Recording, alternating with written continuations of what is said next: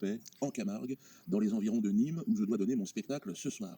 Une vague d'hostilité médiatique et politique pour me faire interdire, à l'initiative du Rassemblement national. Pourquoi le Rassemblement national? Je ne sais pas, peut-être cette liste aux européennes sur laquelle je vais être présent aux côtés de Francis Lalanne, je ne sais pas. En tout cas, le tribunal administratif a tranché. La préfecture a été condamnée, oui, vous m'entendez bien, c'est une première, la préfecture du Gard est condamnée à me verser 1 200 € et l'arrêté est suspendu. 1 200 € de l'article 700 pour les frais de justice. Bon, c'est un tournant pour moi, cela fait des années que je suis des associations racistes, je nomme évidemment le CRIF, la LICRA, l'UEJF, toutes ces associations qui détestent tout ce qui n'est pas comme eux. Je sais bien faire la part des choses, aujourd'hui plus que jamais.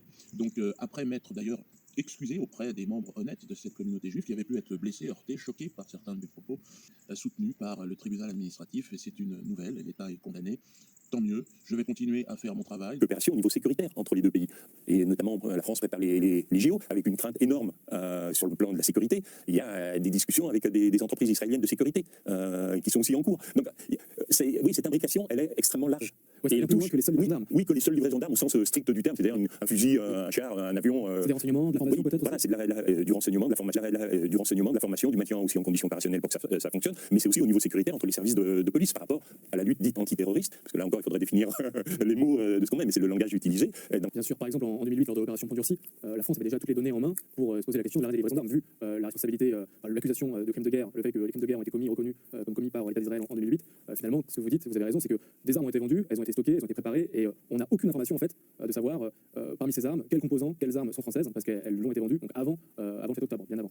Et par rapport au double usage, donc depuis 2022, effectivement, je me rappelle de l'enquête qu'on a fait à Insoumission, on a regardé les différentes lignes du rapport, on pouvait lire matériel de conduite de tir, matériel d'alerte, d'avertissement connexe, matériel d'imagerie, de contre-mesure. Et en fait, depuis quand le ministère de l'économie et des finances, donc il y a un rapport qui existe aussi mais qui n'est pas présenté, qui n'est pas public, et qui prévoit donc des matériels exportés à double usage, mais là-dessus on n'a aucune idée en fait vraiment de quel matériel il s'agit. L'opacité reste totale autour de ce double usage, c'est ça? Tout à fait. Si, le rapport est public depuis 2022. Donc c'est un peu le résultat des campagnes qu'il y a eu contre l'armement de l'Arabie Saoudite et des Émirats par rapport au conflit au Yémen, ou qui avait déjà suscité des réactions importantes, et qui avait débouché sur la mise en place d'une mission d'information sur le contrôle des exportations d'armes, et qui avait permis de déboucher sur la publication de ce rapport. Mais le matériel des composants est réparti en 10 catégories, mais dans des catégories extrêmement larges, dans lesquelles on ne sait pas ce qu'il y a dedans. Il y a notamment une catégorie qui est surprenante, qui est une catégorie de matériel nucléaire, dans lequel la France a exporté à Israël, alors que d'un point de vue, compte tenu de ses engagements, notamment sur le traité de non-prolifération, et qu'Israël est une puissance nucléaire, on ne devrait pas livrer des composants. Alors on ne sait pas à quoi ils servent, mais ils servent pour l'industrie nucléaire d'Israël. Donc, même civil, théoriquement, on ne devrait pas, dans le cadre du TNP, dans la mesure où Israël ne fait pas partie du traité de non-prolifération. Donc, par exemple, mais voilà, on a cette ligne-là. Je pense est un grand organisateur de salons d'armement, un ANA4 très important au niveau international, sur les différents secteurs, naval, aéroterrestre, Milipol, le dernier qu'il y a eu en novembre, matériel de police et de maintien de l'ordre. Certains pays ont eu des restrictions qui leur ont été imposées, notamment je pense à la Chine et à la Russie, suite à l'envahissement de l'Ukraine. Israël, au dernier salon qui se tenait en novembre, début mi-novembre, est venu étaler son matériel sans problème. Donc le matériel, alors qu'elle était en pleine opération militaire. Le matériel était utilisé. Et utilisé, oui.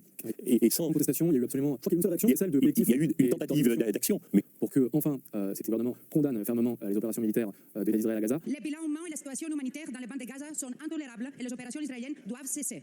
Un cap supplémentaire a été franchi jeudi dernier lorsque des civils palestiniens ont été pris pour cible par des soldats israéliens au cours d'une distribution d'aide. Nous exprimons notre plus ferme réprobation envers ces tirs israéliens et demandons la vérité, la justice et le respect du droit international. Nous soutenons la demande d'ouverture d'une enquête indépendante formulée par le secrétaire général des Nations Unies. Nous demandons des explications au gouvernement israélien sur ces actes d'une très grande gravité.